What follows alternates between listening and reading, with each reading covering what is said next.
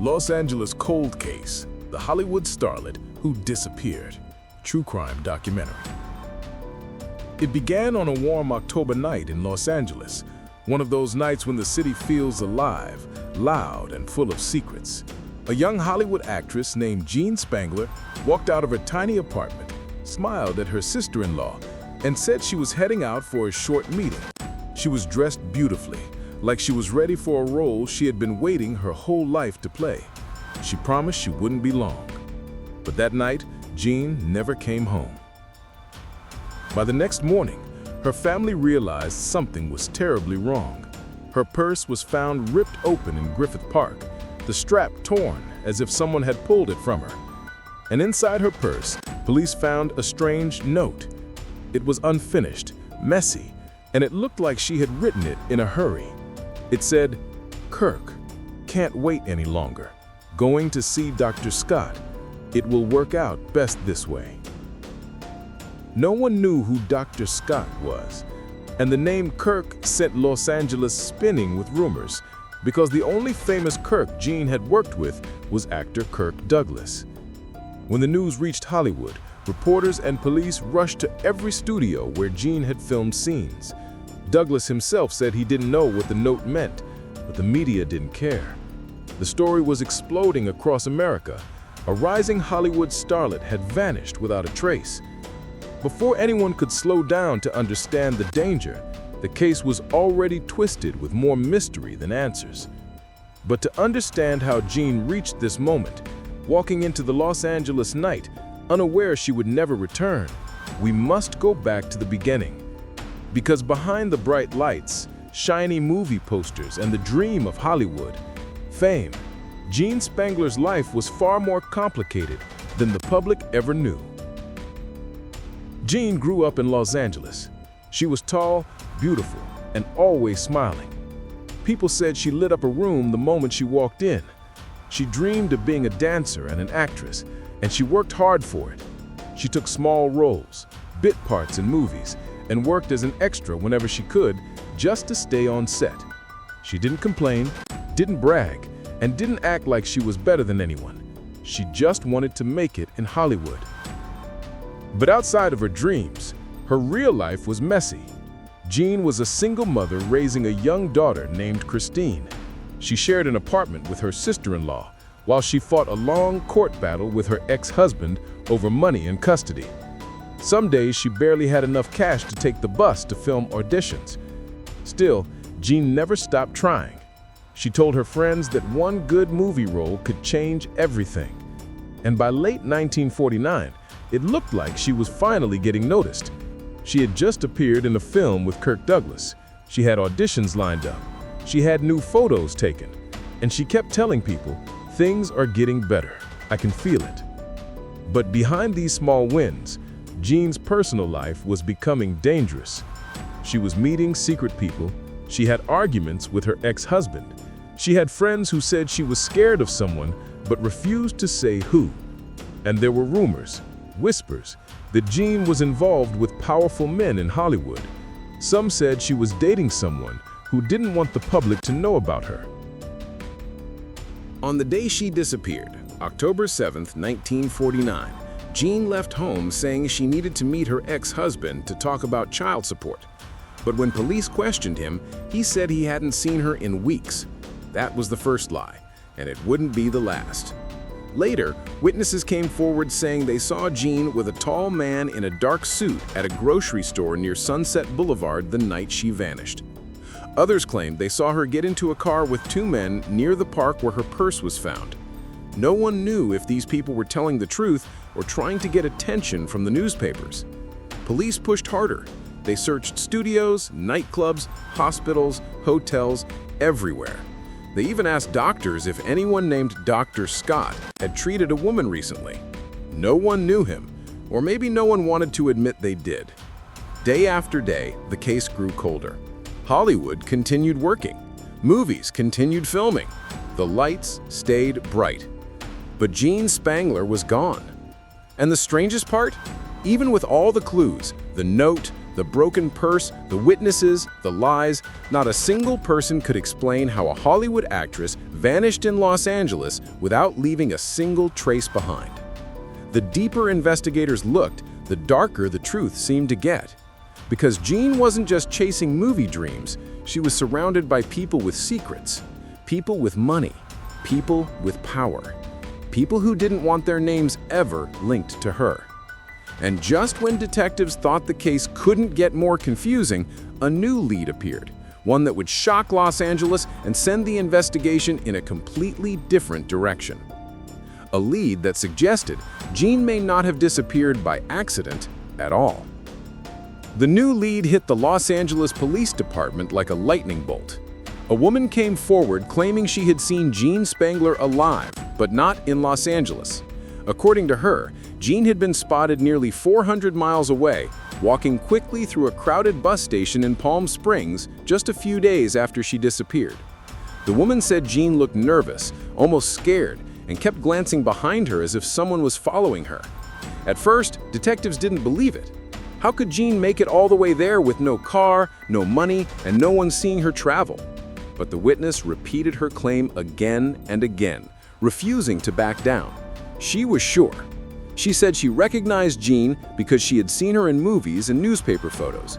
And the way she described Jean's clothes was almost exactly what Jean's sister-in-law said she was wearing the night she left home. This small possibility, this tiny spark of hope, made detectives think maybe Jean wasn't dead. Maybe she had run away.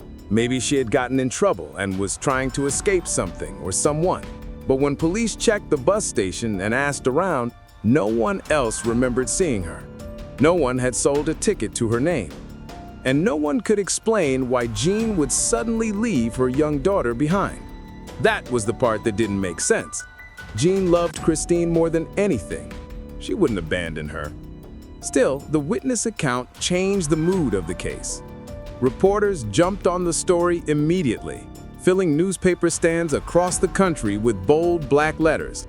Hollywood Starlet spotted in Palm Springs? New twist in the Jean Spangler case.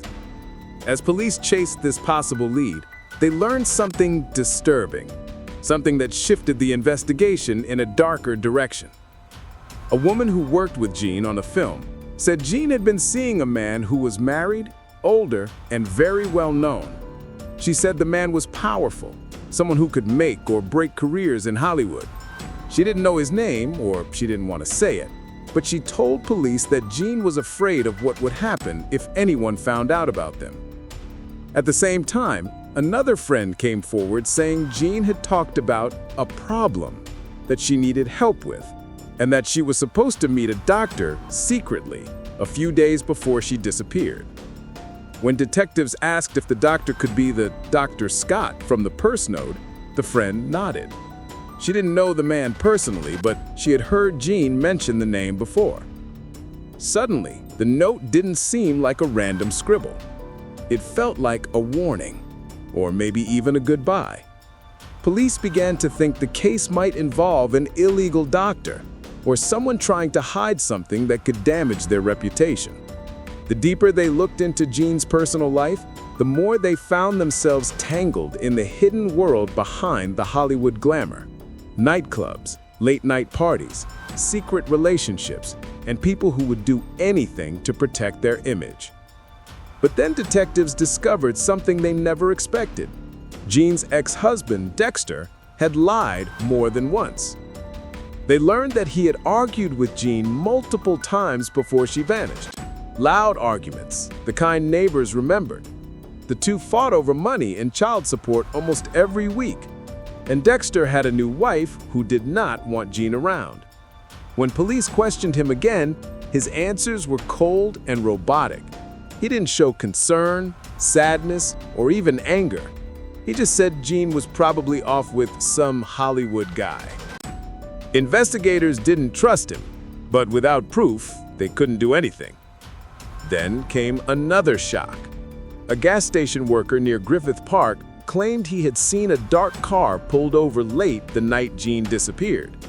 He said a woman who looked like Jean was in the passenger seat, staring straight ahead, while two men argued loudly outside the vehicle. He remembered the scene because the men kept looking around nervously, like they didn't want to be seen. But when he looked up again, the car was gone. Police searched every inch of the area, but nothing new turned up. It was like the ground had swallowed the truth. The intense pressure of the case began to pull police in every direction. Hollywood secrets, angry ex-husbands, possible illegal doctors, strange sightings, and hints of a hidden lifestyle Jean never talked about. And still, Los Angeles felt no closer to finding her. Calls flooded the police stations from all over the U.S. People claimed to see Jean in San Francisco, San Diego, Las Vegas, and even Arizona. Some callers sounded honest. Some sounded like they wanted attention.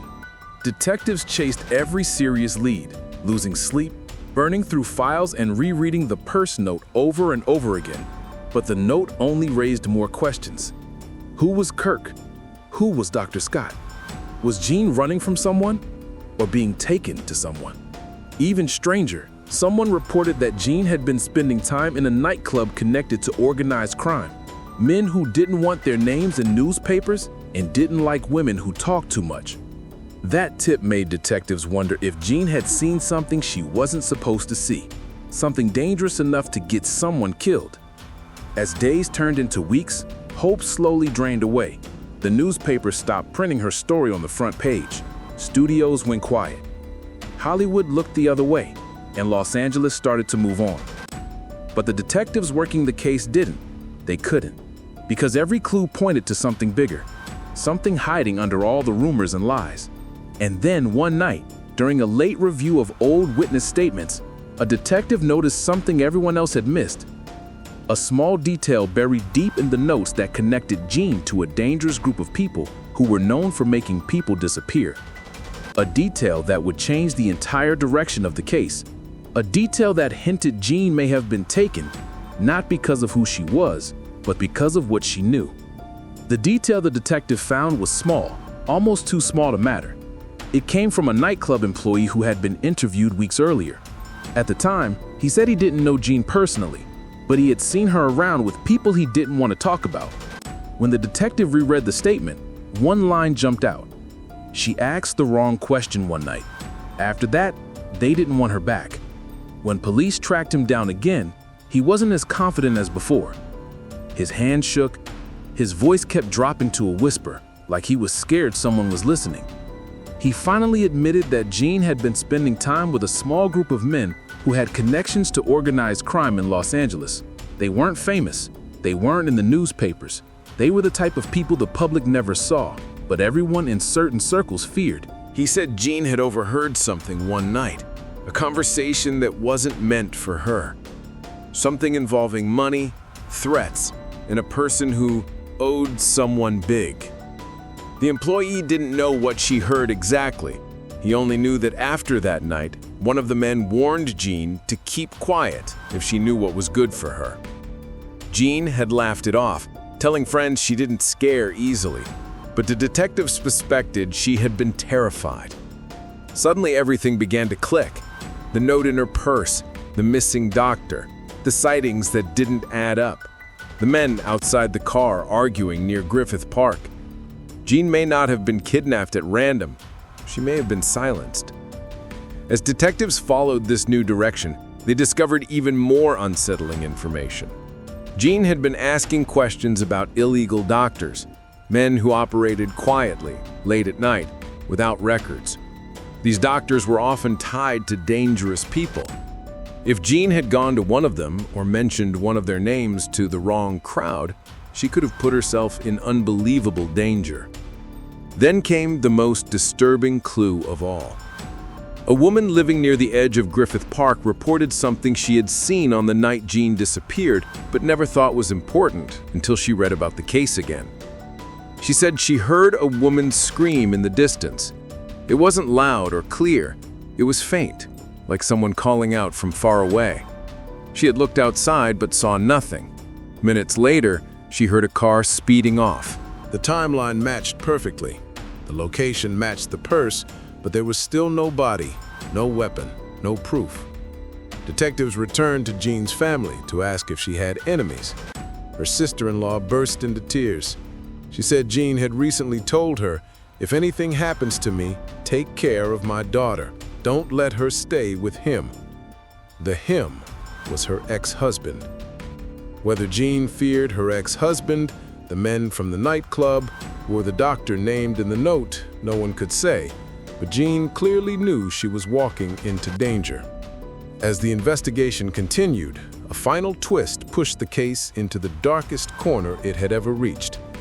A Hollywood assistant stepped forward, claiming he had overheard two famous actors whispering about Jean, not in a sad or worried way, more like they were afraid of being dragged into the scandal. According to him, one actor said, "If her story gets out, careers are going to burn." Another replied, "She should have kept her mouth shut." Police couldn't arrest them. There was no evidence, just rumors and quiet conversations in hallways. But it showed something important. The people around Jean were terrified of the truth coming out. And maybe that was exactly why she disappeared.